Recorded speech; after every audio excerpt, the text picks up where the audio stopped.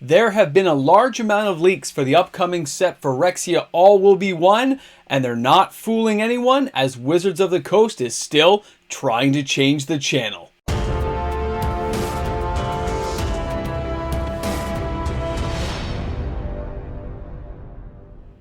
When you find yourself desperately trying to change the channel, but the batteries in the remote are dead. Welcome back, everyone. MTG Moxman here, and thank you again for hanging out with me on my channel today. A big thank you and shout out to all the fantastic people on the channel who watch my content every day. I hope everyone's having a great and happy holiday, being nice and safe out there, and playing some Magic the Gathering. To my patrons out there, thanks again for supporting the channel each and every day. I look forward to seeing everyone on the Sunday night live streams. Can't wait to see you all there next week. So here we have an interesting thing. Wizards of the Coast hasn't even had Dominaria Remastered out on the shelves yet. It's upcoming, but it's not there quite yet, and we already have had substantial leaks for Phyrexia All Will Be One. Have you wondered why that is? Have you wondered why they keep having leaks? And why it keeps happening and why nobody ever gets fired or in trouble? Well, anyone who's media savvy understands it's not a mistake. It is done on purpose. It is product placement. When you want something to succeed, you want to make it seem like it's a little bit dangerous and you're getting to see some leaks up front. That's what companies will do. They will leak bits of product information out to the public to build up that curiosity level of the people out there. They'll build up the hype, which means Wizards of the Coast at this point is trying to rebuild the hype train, get it back on track, and get players where they want them to be, which is buying their products. Now, when you look at this company as a whole and you understand that that's the game they're playing right now, you can actually just sit back, relax, and enjoy the spoilers and leaks that you're seeing. Because it does look like Phyrexia All Will Be One is going to be a great set. It will blend well with Brothers War because it's an artifact heavy set where we have a set with all kinds of toxic. We're going to have great mechanics coming up. I'm pretty excited for the leaks I've been seeing. Again, because I understand the perspective of what the company is doing. So I'm not fooled or being misled myself. I understand what I'm walking into when I look at those spoilers. I mean, the first couple of times you saw a leak, you probably thought, this is amazing. It's the first time I've seen it. But after you've been around the block in Magic for a while, you realize the leaks happen all the time. They have a purpose. But think about the leaks you never see. Think about the ones that really would matter and could damage the company. There's lots of people who work at Wizards of the Coast, who work at Hasbro, who work at the card manufacturing level that could give that information, such as production numbers. How many draft boxes were sent out to Wizards of the Coast this year? How many set booster boxes, collector boxes? Think of all the people working there. Nobody could sneak that information out?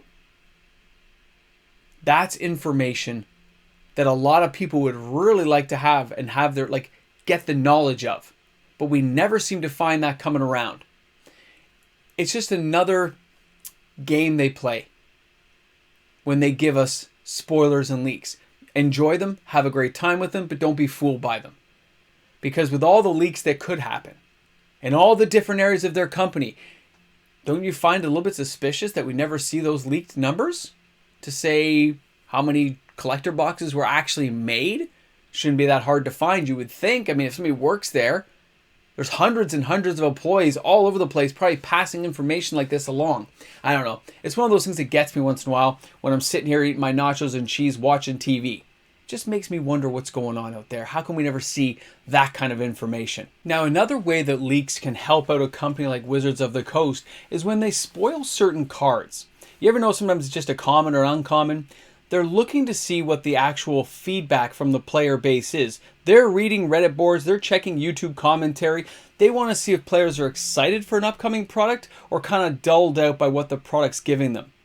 Because if the player base doesn't get energized by the cards they see, that can kind of give you an inkling of where you'll be going in the future with other products along the similar line that are still in production, but can now be veered a certain way, maybe away from the problems that players are having with a current upcoming project. Another way you can look at it is every time you spoil a card, every time you get a leak out there, you're actually beta testing that card. Players will look at it and already put into their Reddit boards and different groupings to say, look what this card can do. This card interacts with X, Y, and Z. This card will do A, B, D. They will give you a whole litany of ways of combining that card. It is free research and development that maybe your teams missed at the company level, that players are doing the free legwork for you and giving you information that you can correct before sets come out, or future sets can get corrected before they get corrupted and completed. Did you get that? Corrupted and completed? You guys probably followed that one. But that's what companies will do. They're basically beta testing information out before it even comes up to see what the glitches are in a problem. No different than when a video game comes to market, they have a beta to see what glitches are being found by the players that they've missed, because companies miss a lot, and Wizards of the Coast is no different. As big as the company is and the tens of thousands of cards out there now, there's a lot of mistakes that can get made. The bigger these cards are, the more distant they get from the original printings of cards that already exist.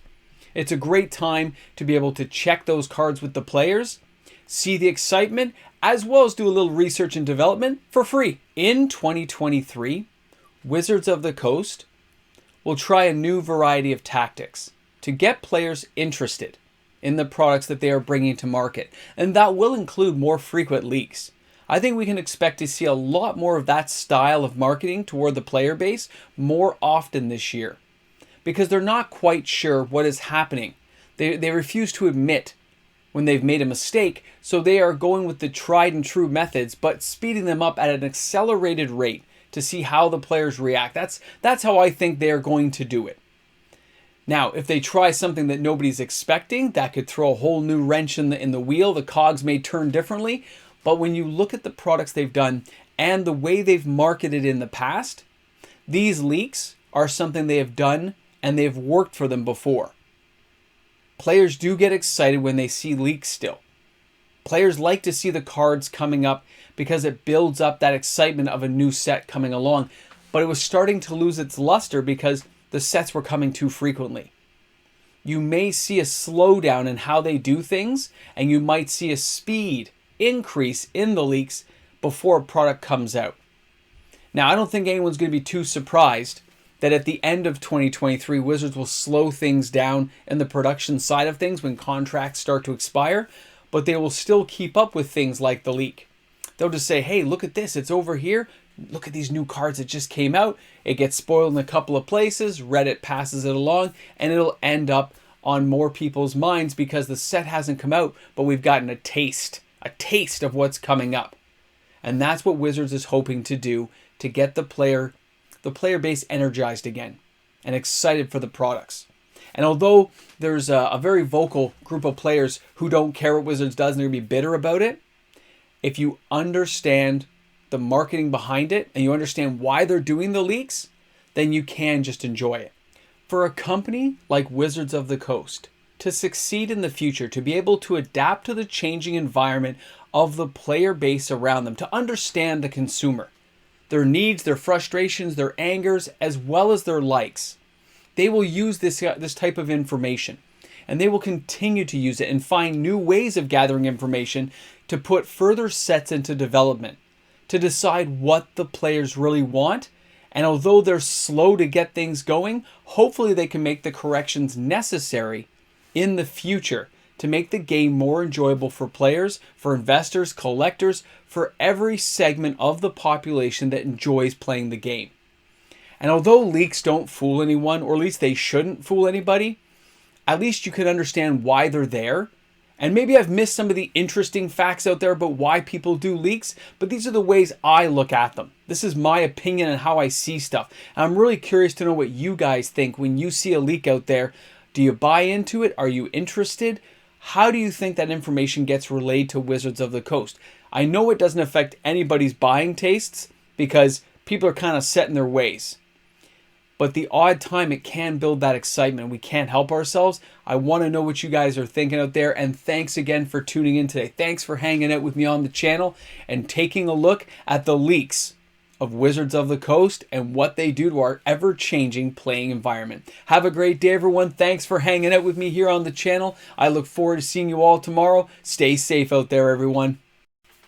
Hey guys, thanks for being here on the channel. Big shout out to all the fantastic patrons who make this content available to you guys each and every day. Without their support, this channel wouldn't exist. Thanks again, everyone. Well, here you are at the end credits, and thanks again for being here, guys. You've made it to the after party. You are invited and welcome aboard.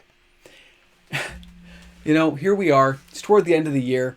This video is probably coming out on the 26th, 27th? 27th? I'm not sure. It's crazy nowadays. The time cycle is always messed up on the holiday time. I hope you guys enjoyed the video, of course. But we're here at the end. And it's that time of year where people get renewal and change and get things in order, and credit card bills are coming due and crazy stuff is going on. So I understand how crazy life can be. Thanks for being here. Thanks for hanging out with me each and every day. Thanks for sticking by me. It means a lot. And I look forward to another new year. Hopefully we can get to 20,000. I mean, you hope you get there, and you hope you can drive it home and have the party that we all deserve when we get there together. Thanks for being here, guys. Thanks for hanging out on the channel. And now I'm going to go watch Spirited, that Ryan Reynolds one. Yeah, because my kid asked. And you know what? You got to do what the Mini Mox says sometimes. You got to let him know he's included. Kids are important. Talk to you guys soon.